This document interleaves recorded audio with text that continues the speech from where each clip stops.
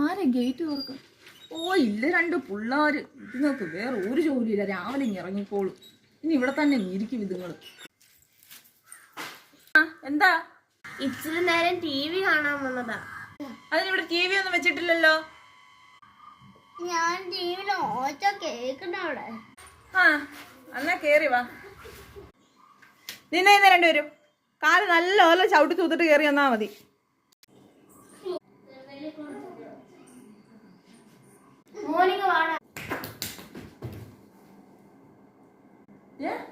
അവിടെ പോയിരിക്കേ, തറയിൽ പോയി മേളിലൊന്ന് കേറി ഇരുന്ന്.